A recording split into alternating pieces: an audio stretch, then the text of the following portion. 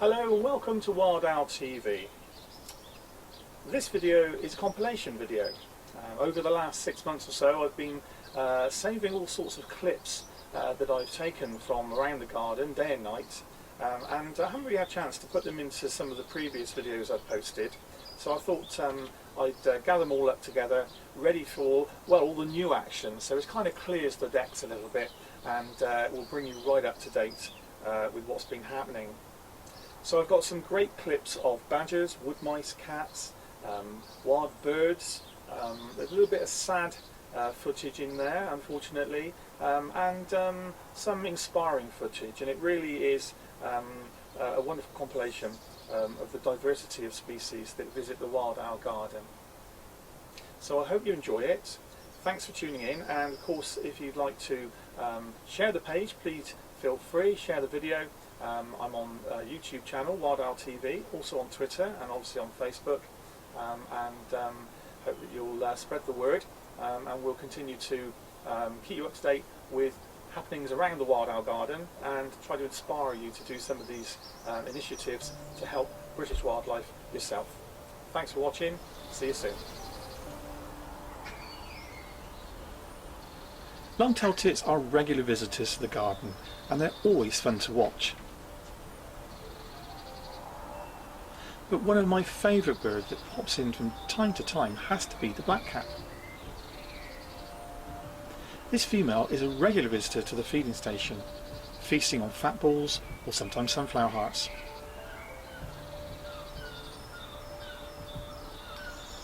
This winter we've also had a pair of siskins regularly coming in to feed.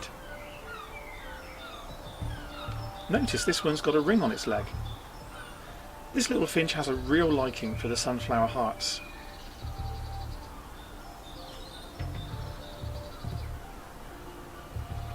The male is a colourful bright yellow-green with black markings.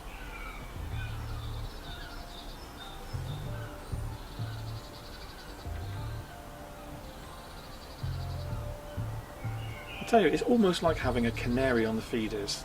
They're beautiful.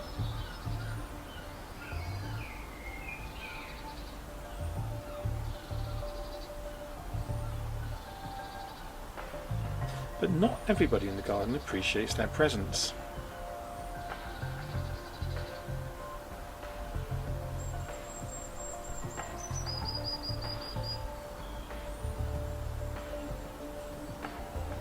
This house sparrow is using its larger size and strength to bully the smaller visitor off the feeder.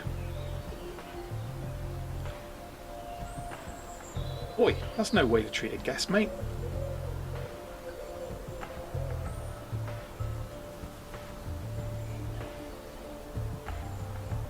Now, at the end of last year I invested in a small Panasonic HD minicam. I've actually been very disappointed with it and regret not buying a GoPro. But when it has worked properly, it's given me some useful close-up footage from the feeders.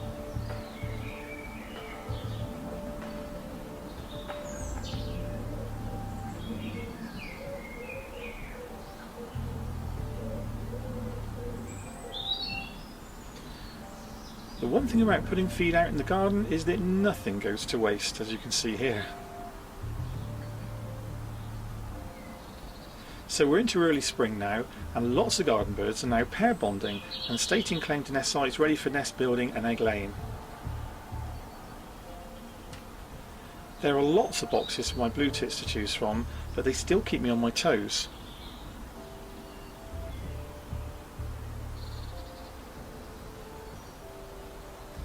This great tit is showing a lot of interest in the box by the pond, but it suspects that it's already been claimed. And in case there's any doubt, the blue tit flies in with a reminder.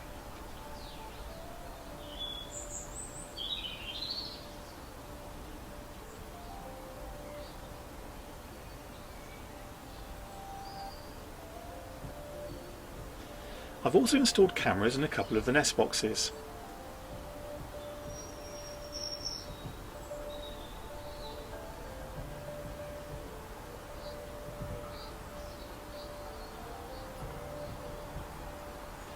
So now I'm just waiting in the hope that at least one of them gets used.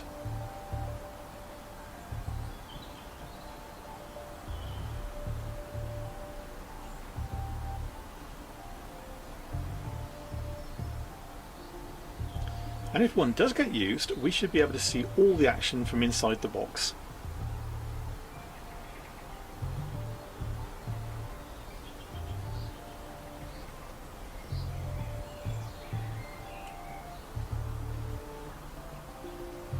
So far, things are looking very hopeful.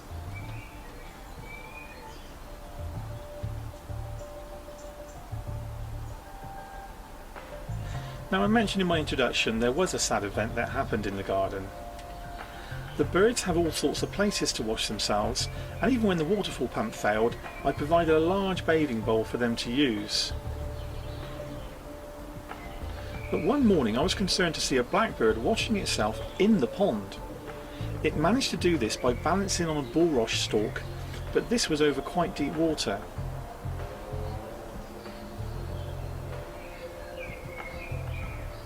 And a few days later my worst fears were realised when I found the drowned body of a similar bird in the water.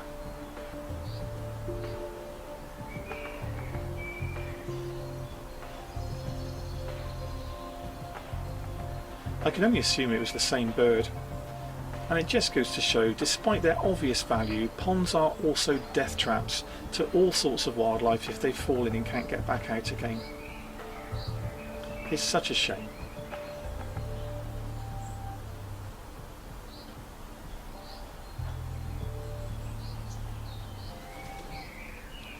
The waterfall is a much safer place to bathe, and that's why I do try hard to make sure that there's no problems with the pump supply, and the birds use it regularly.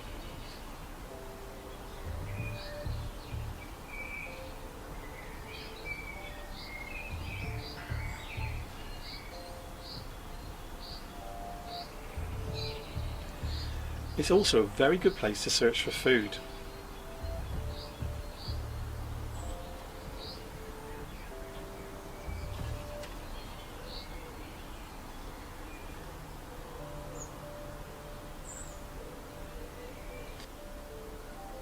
Oh, cheers, mate.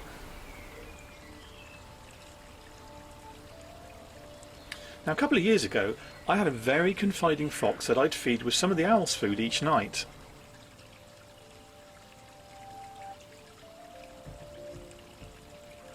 I think it was a vixen, and she had a very gentle demeanour and would sometimes sit like a dog waiting for her turn to be fed. We used to call her Foxy. I remember hearing foxes fighting one night, and after that we never saw her again.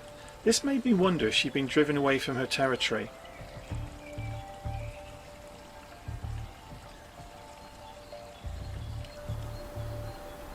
And then a few months later we started to see another fox in the garden, but this time during the day, and this animal was so obviously very unwell due to mange.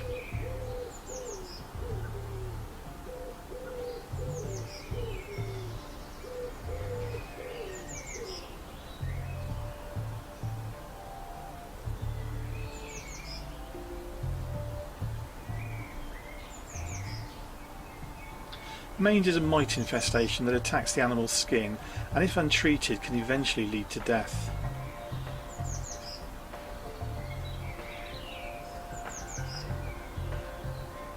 It's so sad to see such a beautiful animal suffering, and although I lace food with a medication for mange, sadly I think these foxes didn't make it. I'll never know if either of these were Foxy, but since then foxes rarely visit the garden.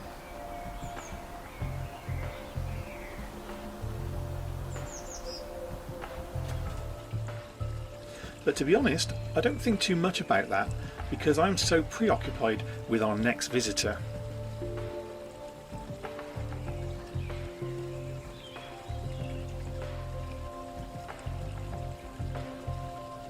Yeah, that's a camera, mate.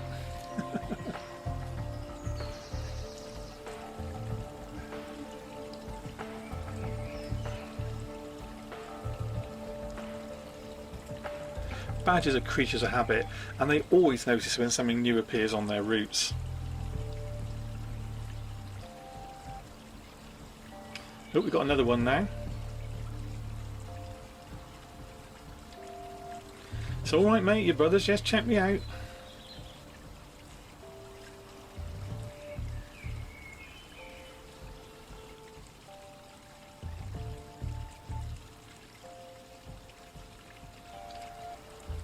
Really interesting how the first night the camera went in they all noticed it, but after that they didn't bother looking at it. So the feeding bowls are currently down by the shed. At the moment they get cleaned out most nights by the badgers.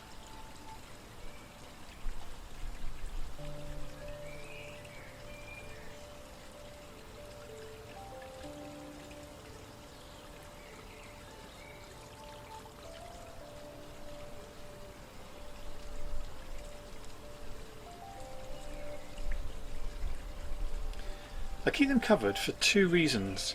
One, so I can hear the clang of the lid when they're there, and two, so that if they don't come in, I can tell without having to look at the CCTV. I have to say it's like watching paint dry when you watch badgers feeding, so let's just speed things up a little.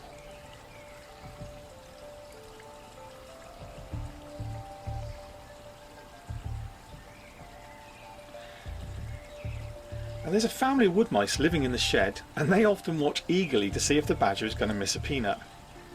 But they rarely do.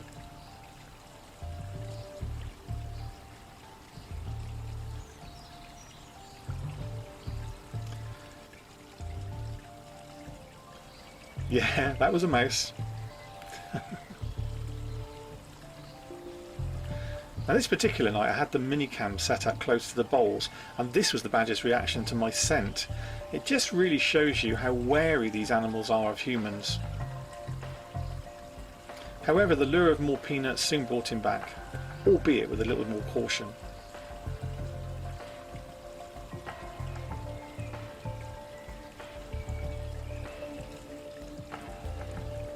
Well, if you arrive late for dinner, you're going to be finding that your cousin has scoffed a lot, mate.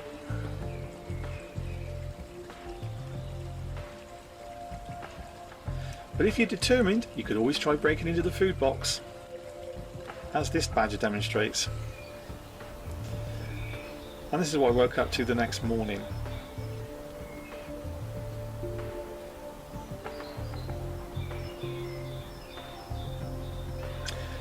Now I forgot to mention in the intro that I took a trip to Slimbridge recently, and I promised my mate Rich that I'd put some of the video up. So this is a great crested newt, our largest newt, highly protected, and sadly another species of British wildlife that's under threat. As I say, they're so much larger than the common or smooth newt that I have in my pond.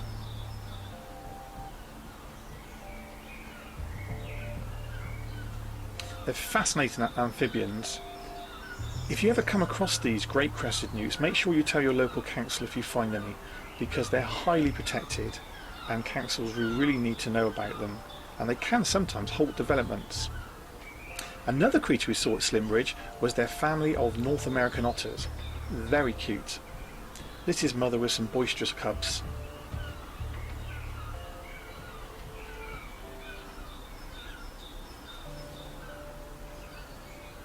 And finally, harvest mice. I used to keep these small mammals, and it's another creature that is sadly declined in the British countryside due to intensive farming. So there you go, Rich, I hope you're happy now. Let's get back to the wild owl garden. And earlier this year I drained the pond and installed a new filter to clear the water for underwater filming in the spring. So far so good, it's clearing nicely. The frogs started appearing with their mates early in March, and since then have been spawning.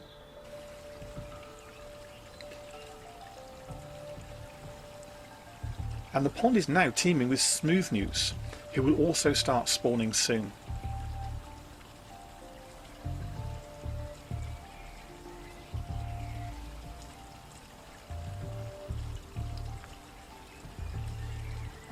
They move so much quicker in water than they do on land.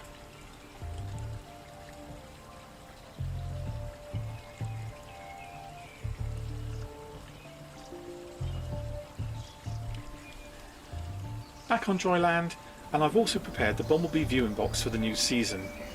This is the remains of last year's nest.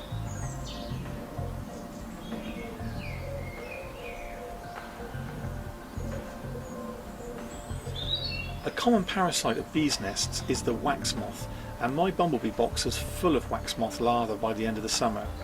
These have all been removed now, but if the box is used again, I've no doubt eventually they will return.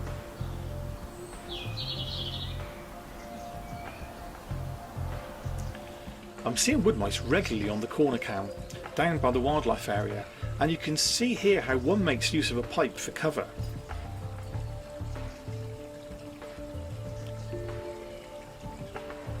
It's a classic example of how refuges can help keep animals safe against predators.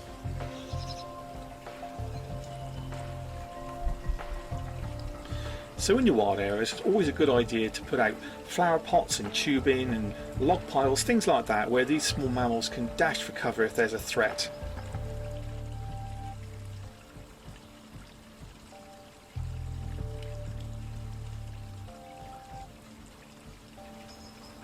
Just like this, and once again it gives the mouse a useful bolt hole. And here comes the reason. Sensible mouse.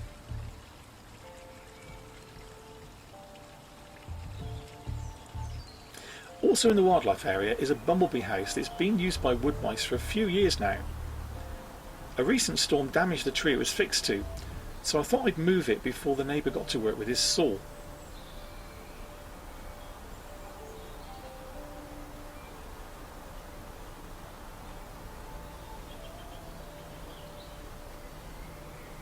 Even though the box was put up in the hedge, it was found by the mice and they moved in. Wood mice are great climbers, and it's proved to be a really good site for a nest. And being off the ground affords a little bit more protection from predators.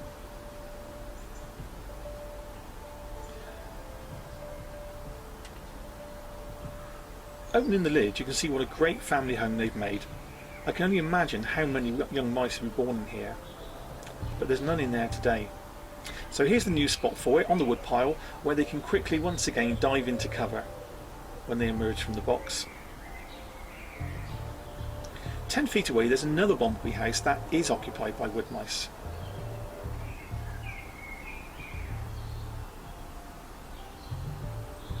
Here's Mum, and if you look carefully you'll see she's suckling a newborn mouse.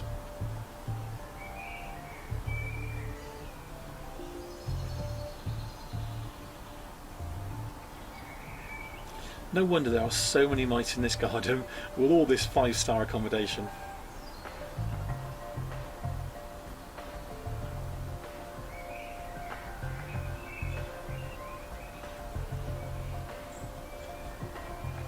By the back door, I regularly leave a funnel out on the decking with peanuts in it for the badgers, but as you can see the mice have found it too.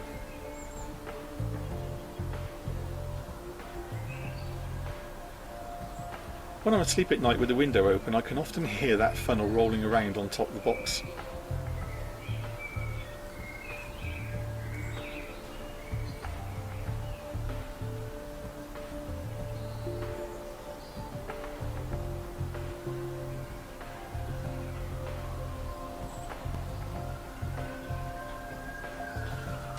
These mice are from the shed nest, and since filming this I've moved the feeder away from the back door, because it's just a matter of time before one decides to explore the house, and we don't want that, do we?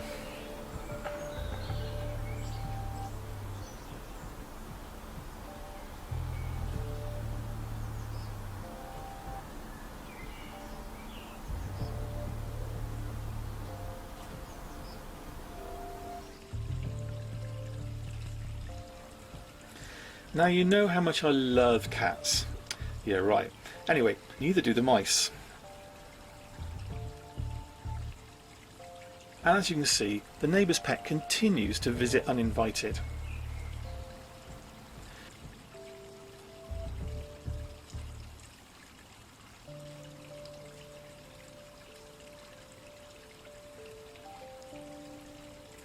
This animal only has one purpose: to hunt and kill anything and everything it can, including squirrels. Especially very stupid squirrels.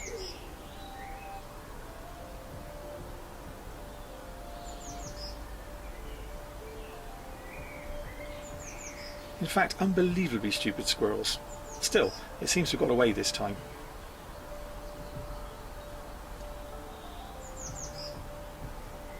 So my anti-cat measures include a fabulous PIR activated water sprayer. Although I think it sprayed me more than the cat. A pair of rubber snakes that flew in all the way from China on the eBay plane, and as I hinted on my intro, it doesn't work. In fact, the snakes scared me more than the cats.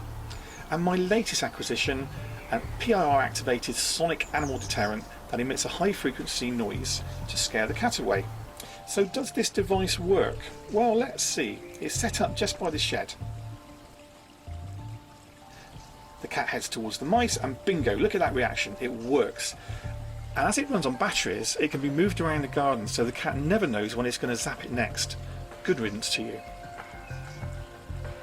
But there is a slight drawback. Badgers can hear it too.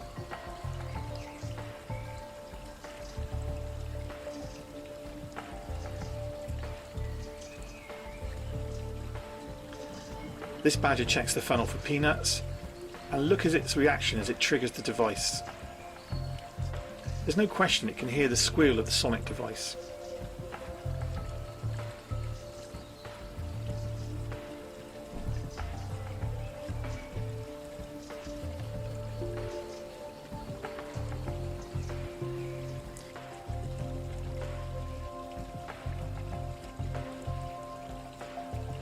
And it's triggered again.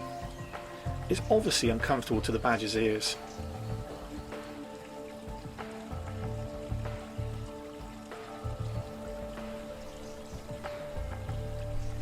This badger is really freaked out by this, especially as this has never occurred by the feeding bowls.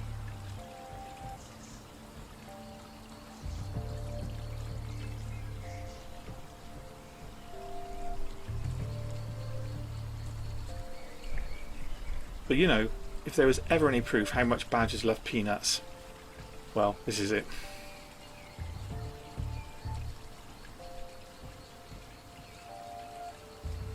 Even a scare like that isn't going to put them off their favourite food.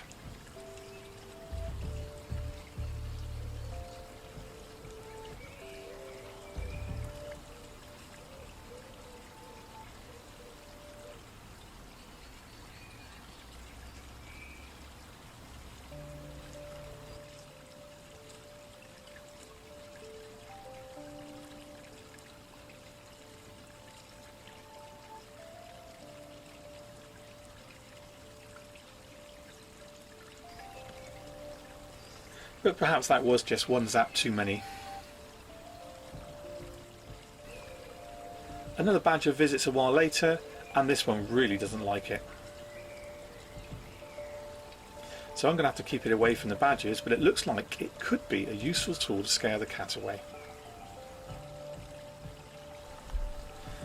Does anybody believe in ghosts, by the way? Thanks for watching.